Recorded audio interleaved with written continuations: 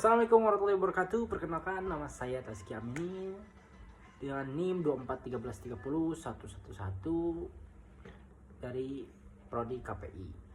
Pada video ini saya akan menjelaskan 3 konsep penting dalam studi media, yaitu konglomerasi, komodifikasi, dan regulasi media.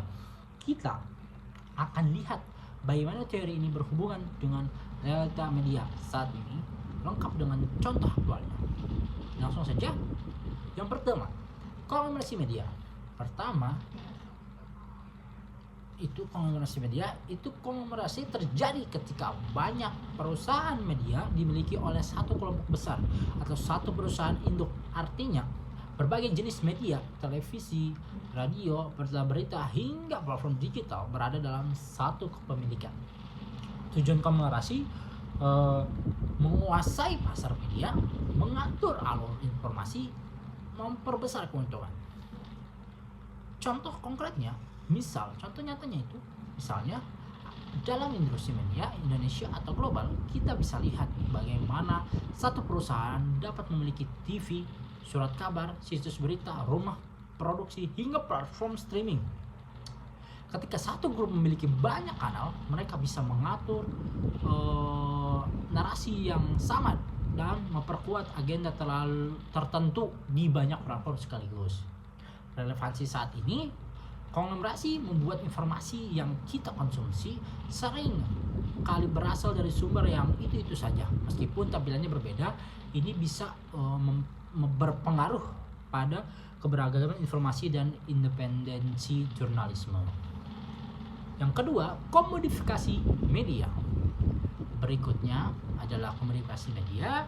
Itu komunikasi berarti mengubah sesuatu menjadi komoditas yang tujuan akhirnya adalah menghasilkan keuntungan ekonomi.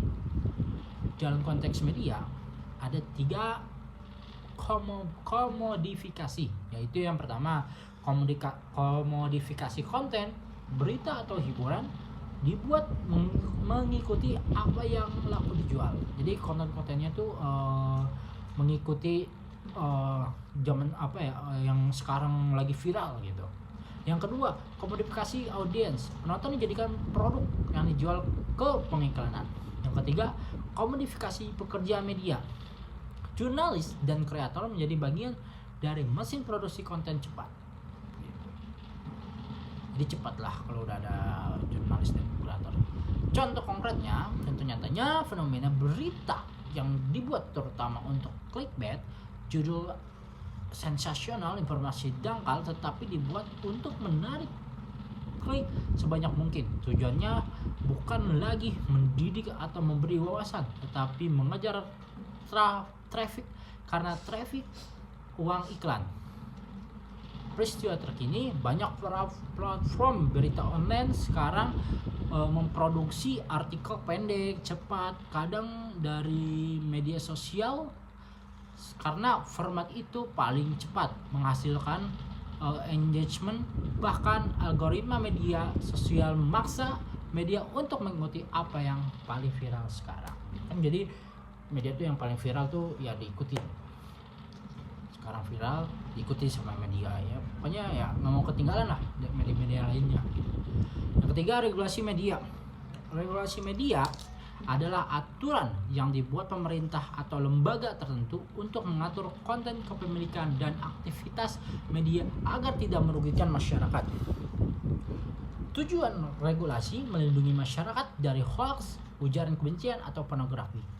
Menjadi etika jurnalis, mengontrol kepemilikan agar tidak terlalu monopoli.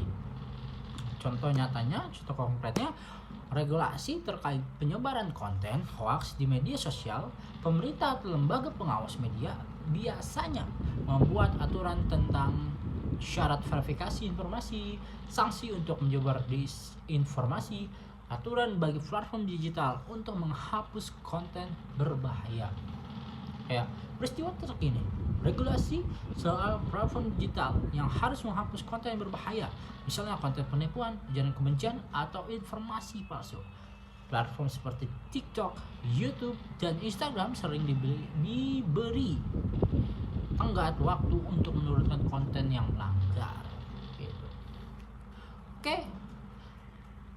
Jadi kita bisa lihat bahwa konglomerasi, komodifikasi dan regulasi media saling terhubung. Konglomerasi mempengaruhi siapa yang mengontrol informasi.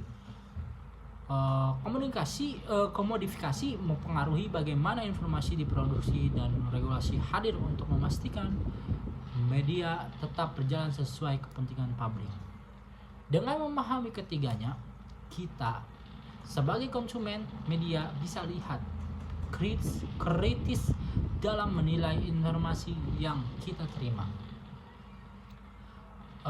Mungkin cukup sekian penjelasan dari saya, kurang lebihnya mohon maaf. Wallahul muwaffiq ila aqwamit thoriq. Wassalamualaikum warahmatullahi wabarakatuh.